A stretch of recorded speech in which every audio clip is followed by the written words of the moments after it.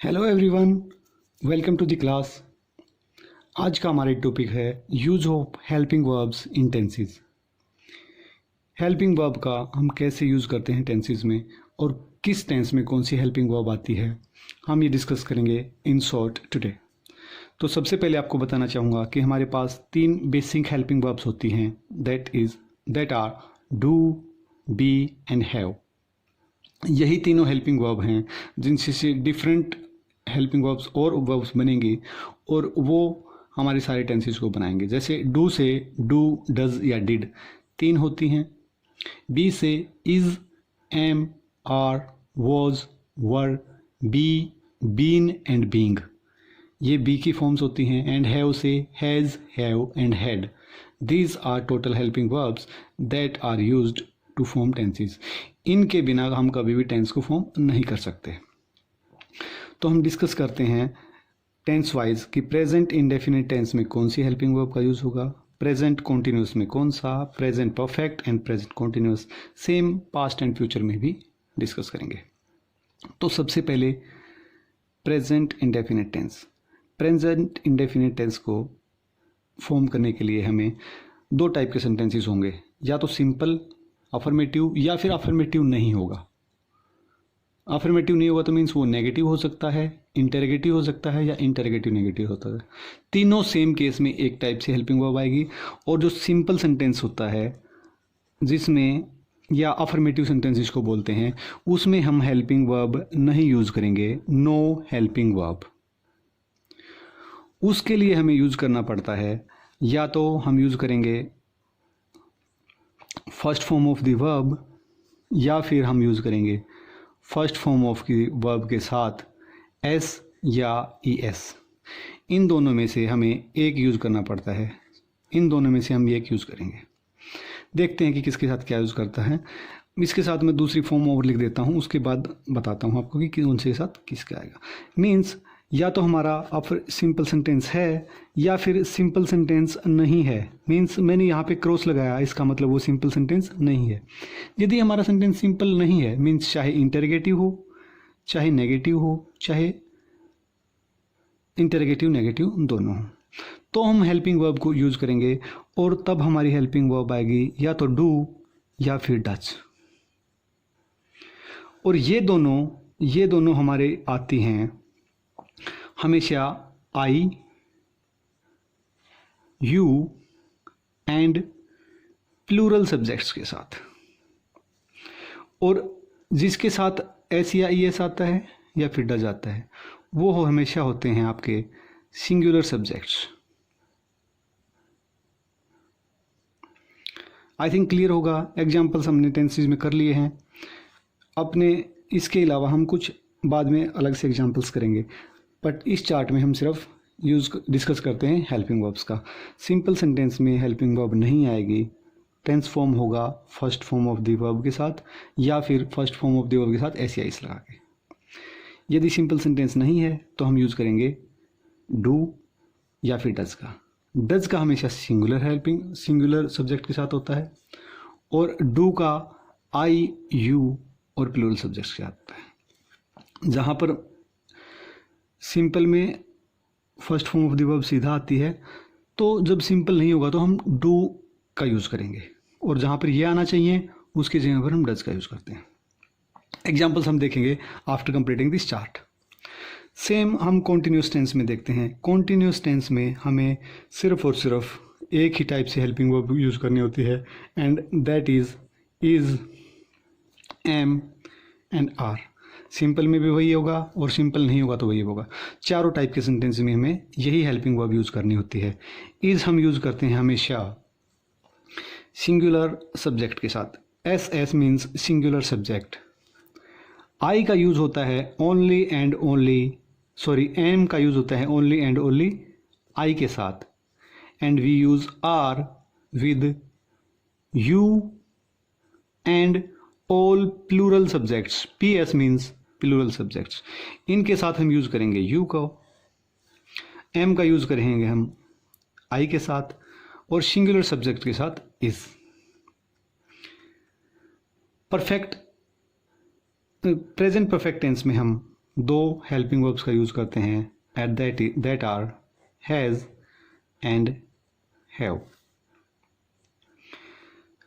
Has का हम use करते हैं हमेशा सिंगुलर सब्जेक्ट्स के साथ और हैव का यूज़ कर देंगे यू,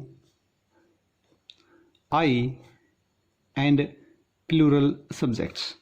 सब्जेक्ट सिंगुलर होगा तो उसके साथ हमेशा यूज़ होगा हैज़, बट यू सिंगुलर होते हुए भी उसके साथ यू आता है और आई सिंगुलर होता है उसके साथ भी हैव आता है। यू सिंगुलर और प्लूरल दोनों के लिए सेम फॉर्म होती है, मीन्स सामने वाला या लिसनर सेकंड पर्सन चाहे एक हो चाहे एक से ज़्यादा, हम सबके लिए यू का ही यूज़ करते हैं।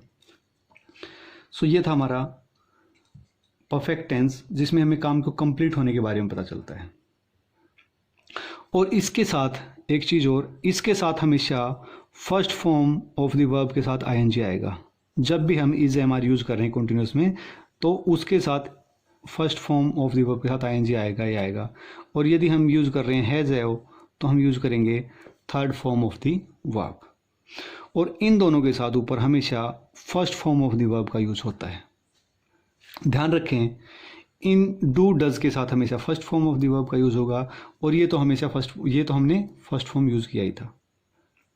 हम कर रहे हैं कंटिन्यूस टेंस तो इज एम आर के साथ हमें आईएनजी लगाना पड़ेगा। जब भी हमारी first form of the verb होगी उसके साथ आईएनजी आएगा कंटिन्यूटी दिखाने के लिए।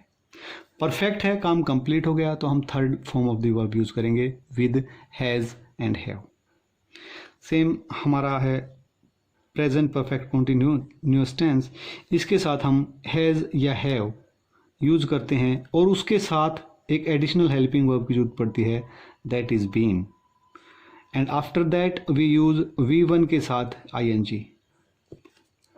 देखिए जैसे आपको मैंने बताया कि हैज़ हैव के साथ हमेशा third form of the verb use करते हैं, बट कंटिन्यूटी के साथ हमेशा ING आता है। तो दोनों कंडीशंस को पूरा करेंगे। हैज़ या हैव के साथ हमने थर्ड फॉर्म यूज़ कर ली, ये बी की थर्ड फॉर्म है, बी की थर्ड फॉर्म है बीन, इसके लिए हमने थर्ड फॉर्म यूज़ कर दी एंड कंटिन्यूटी दिखाने के लिए हमने first form of the verb के साथ ING यूज़ किया।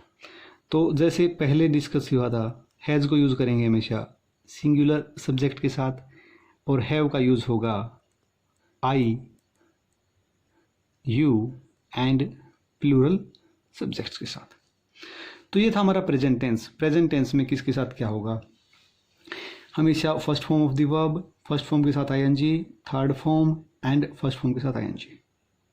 Do does, is am are, has have के साथ बीन। तो ये था present tense. Let's look at the past tense.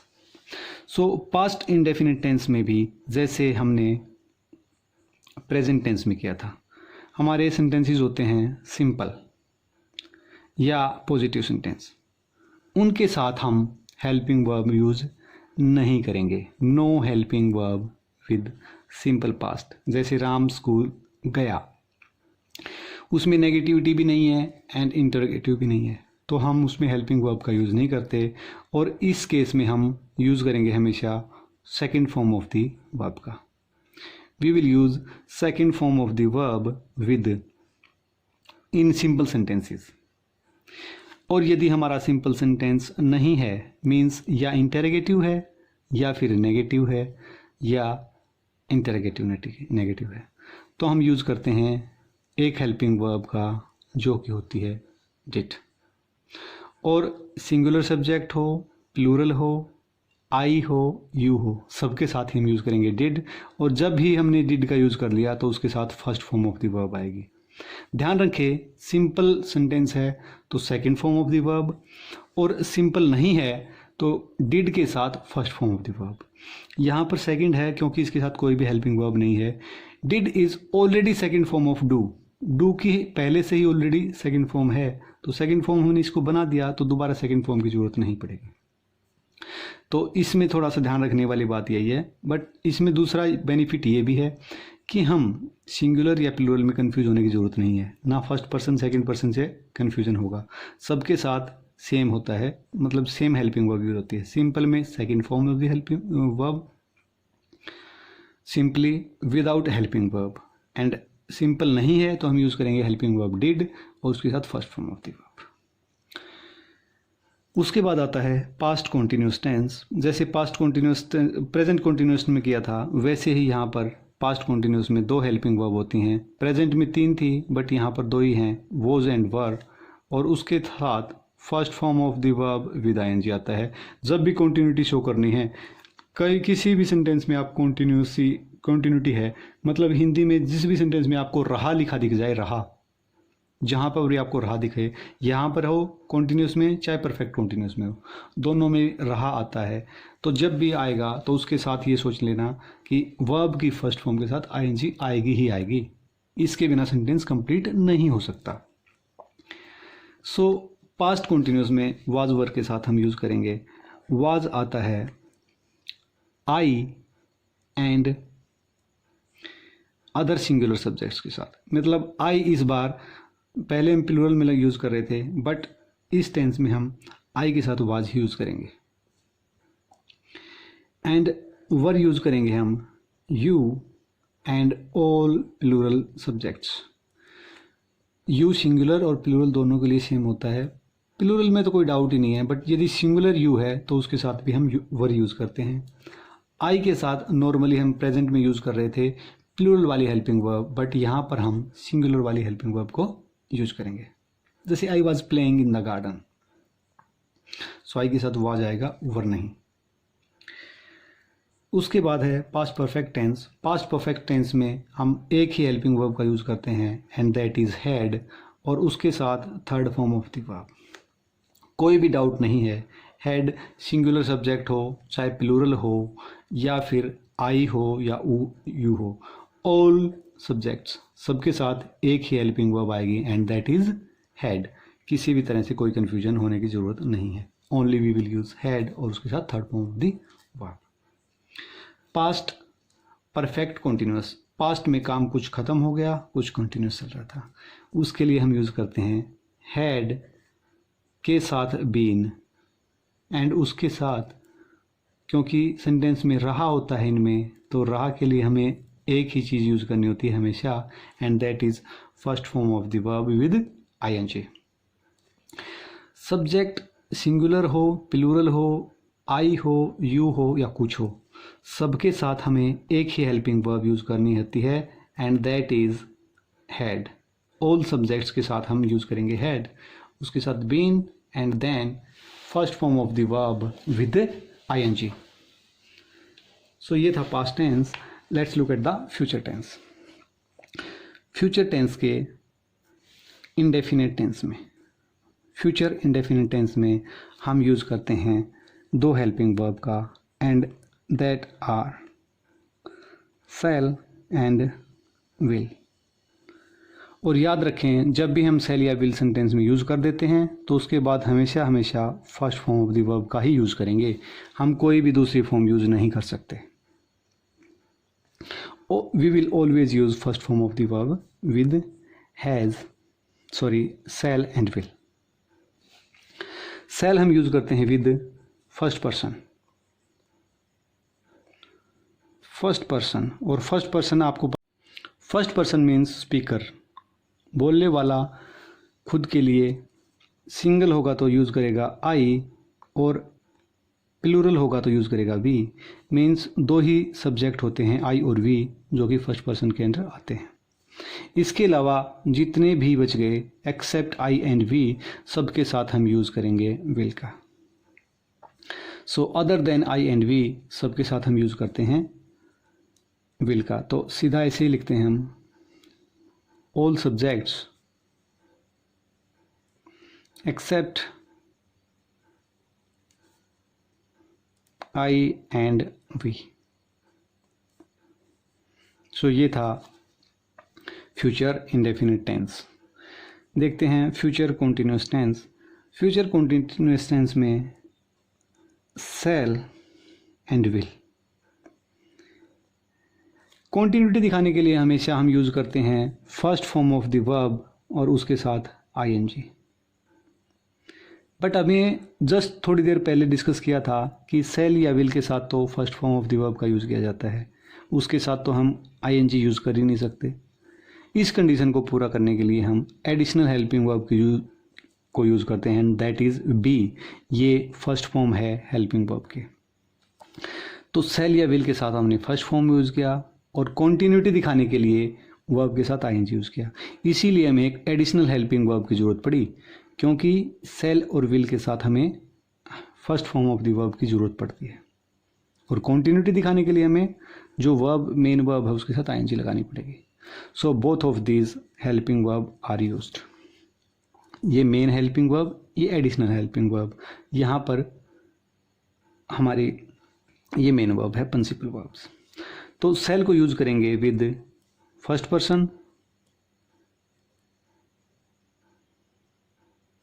और इसको all subjects other than first person, या फिर सेकंड एंड थर्ड पर्सन्स।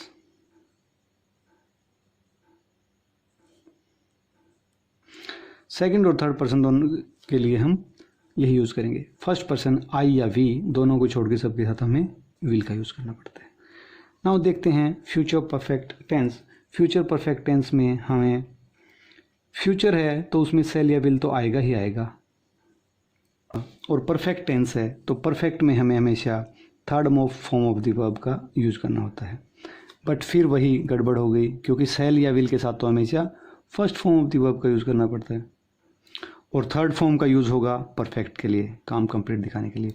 इसीलिए हम एक एडिशनल हेल्पिंग वर्ब की ज़रूरत पड़ती है हमें, एंड वो हम यूज़ करते हैं हैव। ये है first form of the verb. Shall या विल के साथ हमने first form of the verb use कर ली, और हैज़, हैव, हैड जब भी सेंटेंस में आ गया तो उसके बाद हमेशा थर्ड फॉर्म को यूज़ करना पड़ेगा। देखिए यहाँ पे हैज़ या हैव था, थर्ड फॉर्म आया, हैड था तो थर्ड फॉर्म आए, और यहाँ पर फिर से हमने हैव यूज़ किया as first form of the verb, और उसके बाद मेन वर्ब का थर्ड फॉर्म हम यहाँ पे डालेंगे। सो सेल और विल, वही सेल को यूज़ करते हैं फर्स्ट पर्सन के साथ और विल को यूज़ करते हैं फर्स्ट पर्सन के अलावा सबके साथ। मीन्स आई और वी के साथ हम यूज़ करेंगे shall and all subjects except I and we, उसके साथ हम यूज़ करेंगे will. Means second and third persons जितने भी होते हैं उनके साथ हमें विल का यूज़ करना पड़ता है। हमारा लास्ट सेंटेंस है लास्ट टेंस है फ्यूचर परफेक्ट कॉन्टिन्यूस टेंस। फ्यूचर में किसी काम का कुछ हिस्सा कंप्लीट हो गया और कुछ चल रहा है, उस टेंस को हम बोलते हैं फ्यूचर परफेक्ट कॉन्टिन्यूस टेंस। और इसमें हेल्पिंग वर्ब फ्यूचर है तो सेल या विल तो आएगा ही आएगा, नंबर 1।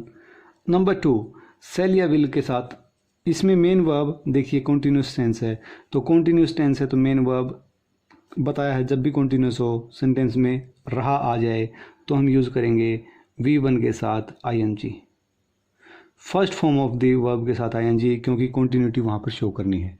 जब भी हमें कॉन्टिन्यूटी शो करनी हो तो first form of the verb के साथ ING यूज़ करेंगे ही करेंगे। अब है कि सेल या विल के साथ तो हमें first form of the verb use करनी पड़ती है, तो इसलिए हम इसके साथ एक एडिशनल हेल्पिंग वर्ब का यूज़ कर लेते हैं जो हमने अभी परफेक्ट के लिए की थी वही। और इसके साथ तो हैव के साथ तो थर्ड फॉर्म यूज़ करते हैं हम, हैज़, हैव, हैड, इनके साथ तो थर्ड फॉर्म होगी, तो यहाँ पर हैव है, हैज़ है, तो इसके साथ हमने एक और एडिशनल हेल्पिंग वर्ब ली and that is third form of be, वो उसको यूज़ किया और उसके बाद जो मेन वर्ब है उसके साथ ING लगा दिया। तो यहाँ पर जो हमारी हेल्पिंग वर्ब होगी वो होगी सेल हैव बीन या विल हैव बीन। सेल या विल में से एक और हैव बीन दोनों के साथ आएगा ही आएगा, and after that we will use first form of the verb के साथ ING। सेल यूज़ करेंगे फर्स्ट पर्सन के साथ, विल यूज़ करेंगे सेकंड एंड थर्ड पर्सन के साथ। तो ये थी हमारी सारी हेल्पिंग वर्ब्स, किस टेंस में कौन सी हेल्पिंग वर्ब का यूज होगा। प्रैक्टिस के लिए आप कुछ सेंटेंसेस फॉर्म करके देखें, अपने आप फॉर्म करके देखिए कि कुछ सेंटेंसेस बनाएं कि सिंपल टेंस कैसे फॉर्म करेंगे, सिंपल नहीं होगा तो कैसे करेंगे। एक बात और है, ध्यान रखना है कि प्रेजेंट एंड पास्ट इन दोनों टेंसेस में मेन हेल्पिंग वर्ब यहीं से आएगी, जो हमारी प्राइमरी हेल्पिंग वर्ब्स होती हैं उनमें से। बट फ्यूचर में सेल या विल का यूज़ होगा। सेल या विल हर एक सेंटेंस में होगा, इंडेफिनेट में भी, continuous, perfect and perfect continuous, चारों टाइप के टेंसेस में सेल या विल का यूज़ करेंगे। और सेल या विल के साथ हमेशा first form of the verb आती है। याद रखें, हमेशा first form of the verb यहाँ पर है, ये बी है, यहाँ हैव है और यहाँ पर हैव है। नंबर सेकंड, हमेशा कॉन्टीन्यूटी दिखाने के लिए हमें आईएनजी का यूज़ करना पड़ेगा। इनमें कॉन्टीन्यूटी है आईएनजी, परफेक्ट कॉन्टीन्यूअस में भी कॉन्टीन्यूटी है, वहाँ पर भी हमने यूज़ किया आईएनजी का। नेक्स्ट है परफेक्ट। जब भी परफेक्ट टेंस होता है तो हैज़, हैव या हैड तीनों का यूज होता है। तीनों में से एक हेल्पिंग वर्ब जरूर आएगी और इनके साथ हमेशा third form of the verb आती है। ध्यान रखें, आईएनजी जब भी आएगा वो फर्स्ट फॉर्म के साथ आएगा, हैज़, हैव, हैड आएगा तो उसके बाद हमेशा थर्ड फॉर्म आएगा। एंड एक और है डू, डज या डिड, ये तीनों कहीं से भी आ जाए तो इसके साथ हमेशा simply first form of the verb आती है। डू, डज या डिड तीनों के साथ हम यूज़ करेंगे first form of the verb. Shall या विल के साथ आएगा first form of the verb. Continuity show करने के लिए हम यूज़ करेंगे first form of the verb के साथ आईएनजी। परफेक्ट काम है, कंप्लीट हो गया, उसके शो करने के लिए हम यूज़ करते हैं हैज़, हैव, हैड और उनके साथ third form of the verb. And यहाँ पर दोनों मिक्स हो गया तो इसलिए हमने यहाँ से दोनों से मिक्स ही हेल्पिंग वर्ब यूज़ करी। यहाँ से हमने लिया हैज़, हैव को और वहाँ से हमने लिया आईएनजी को। सेम इसमें यहाँ से हमने लिया हैड को और वहाँ से लिया हमने आईएनजी को, दोनों को मिक्स किया। सेम इसमें सेल, विल या हैव एंड आईएनजी हमने लिया कॉन्टिन्यूअस सेंटेंस को रिप्रेजेंट करने के लिए। So these were all helping verbs. I hope ये क्लियरली समझ आ गया होगा। Note down this chart and try to learn all of these. So this was all for the today's class. See you soon in the next class.